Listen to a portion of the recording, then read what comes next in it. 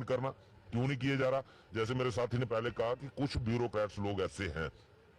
जो चाहते ही नहीं है कि जम्मू कश्मीर से बंधुआ मजदूरी खत्म हो। वो अपने सेल्फ इंटरेस्ट के लिए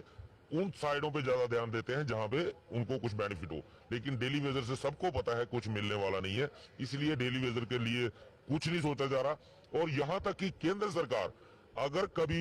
जैसे हमारे पिछले प्रोटेस्ट हुए तो केंद्र सरकार की तरफ से भी पूछा गया, इन लोगों को 2-3 बार पूछा गया कि भाई इनका एक्चुअल डाटा दे दो, तो ये आज तक उनको गुमराह करने का भरपूर प्रयास कर रहे हैं। कभी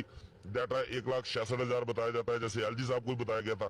फिर 1.25 लाख का डाटा बताया जाता है। हम कह रहे हैं हमारे लोग 61,011 लोग थे 2014 में, उसमें से कुछ बेचारे साथी रिटायर हो गए, कुछ मर गए, तो वो डाटा कम होने के बजाय बढ़ कैसे गया? ये सारी कंफ्यूजन है, क्योंकि उसमें इन्होंने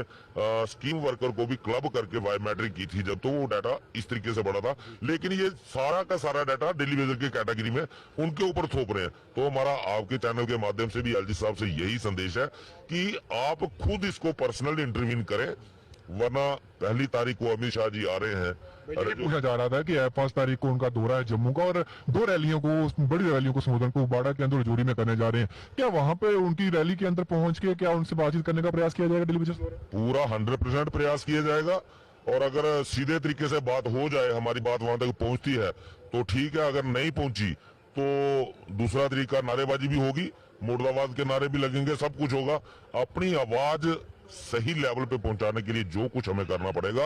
अब ये डेली वेजर जो है वो पीछे हटने वाले नहीं है। सरकार ने इस चीज को अंदाजा भी लगा चुकी है कि पिछले 3 महीने से इनकी वेजेस रुकी हुई है, तो फिर भी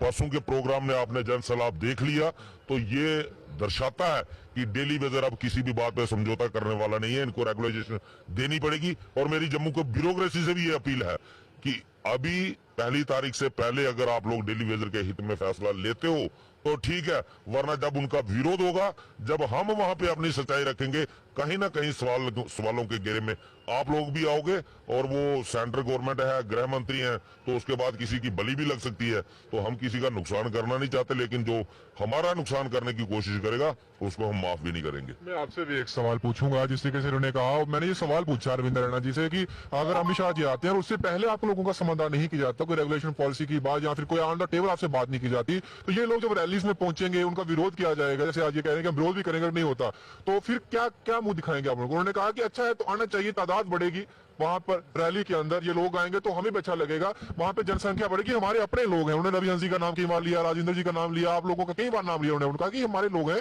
हम इनका काम करना चाहते हैं, हमें हम जैसे ही हमारे काम एलजी साहब करते हैं, ठीक है, तो जो पहली कैबिनेट मीटिंग होगी उसमें हम पहले ड्राफ्ट में इन लोगों का काम कर देंगे। जहां तक रही पहली कैबिनेट की बात, उसको तो हमने बिल्कुल कट ऑफ कर दिया है, उसके ऊपर तो हमारा कोई कंप्रोमाइज नहीं है। और जहां तक रही रैली की बात कि हम लोग वहां पे जाके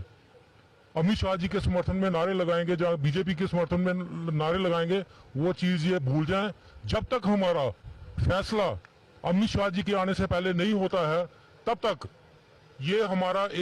हमने एक प्रण लिया हुआ है कि हम लोगों की एक ही डिमांड जो फर्स्ट नंबर पे चल रही है, रेगुलेशन पॉलिसी, वो हमारा जो हक है, जो इन्होंने 20-25 साल से दबाया हुआ है, और हमारे से जो बंधुआ मजदूरी कराई जा रही है, अब हमसे सहन नहीं है। और ये हमने पहले भी बोल के रखा है आपके मीडिया के माध्यम से कि ये हमारी आखिरी लड़ाई है।